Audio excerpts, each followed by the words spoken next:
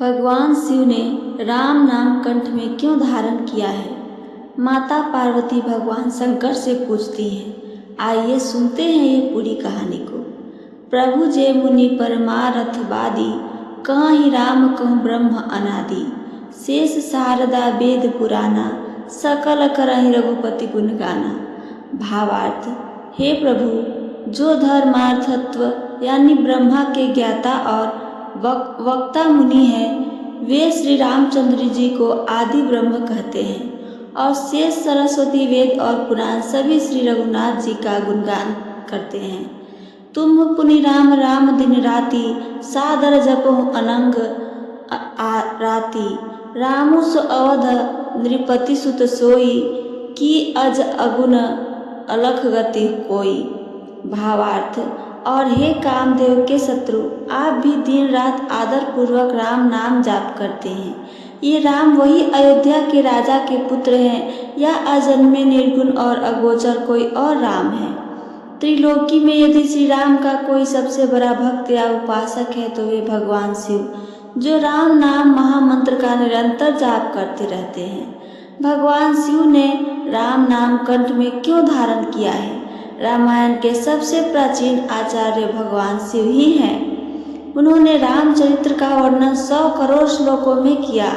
शिव जी ने देवता, दैत्य और ऋषि मुनियों में इन श्लोकों का समान बंटवारा किया तो हर एक के हिस्से में 33 करोड़ 33 लाख 33,333 श्लोक आए।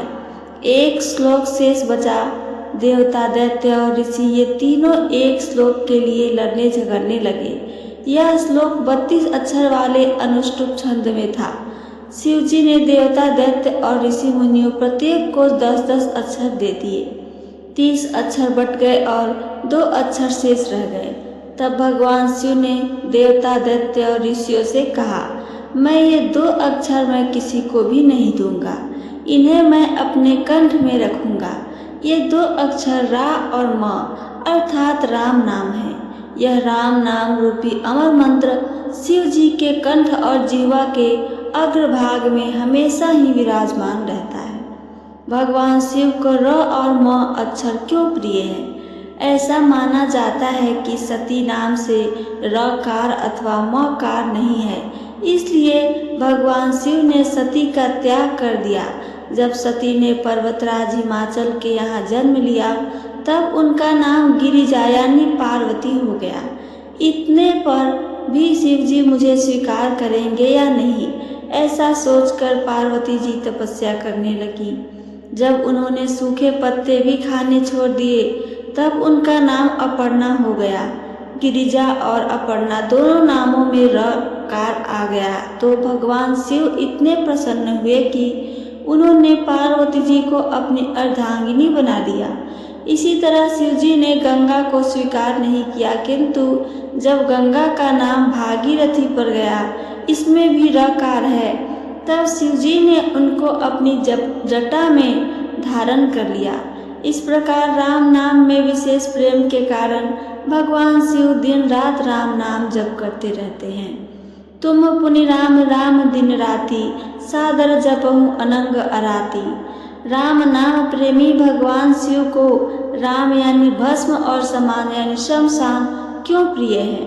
भगवान शिव को राख और मसाल इसलिए प्रिय है क्योंकि राख में रा और मसाल में म अक्षर है, जिनको जोड़ देने से राम बन जाता है। और भगवान शिव का राम नाम पर बहुत ही स्नेह है। एक बार कुछ लोग एक मुर्दे को शमशान ले जा रहे थे और राम नाम सत्य है ऐसा बोल रहे थे। शिव जी ने राम नाम सुना तो वे भी उनके साथ चल दिए। जैसे पैसों की बात सुनकर लोभी आदमी उधर खींच जाता है, ऐसे ही राम नाम सुनकर भगवान शिव का मन भी उन लोगों की ओर खींच गया। अब लोगों ने मुर्दे को शमशान में ले जाकर जला दिया और वहां से लौटने लगे। शिव जी ने विचार किया कि बात क्या है, अब कोई आदमी राम नाम ले ही नहीं रहा है।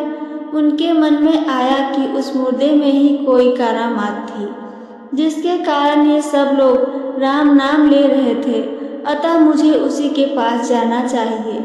शिव जी ने शमशान में जाकर देखा कि वह मुर्दा तो जलकर राख हो गया है। अतः शिवजी ने उसे मुर्दे की राख अपने शरीर में लगा ली और वहीं मसान में रहने लगे। किसी कवि ने कहा है, बार बार करत रकार व मकार ध्वनि, पूरन है प्यार राम नाम पे महेश को।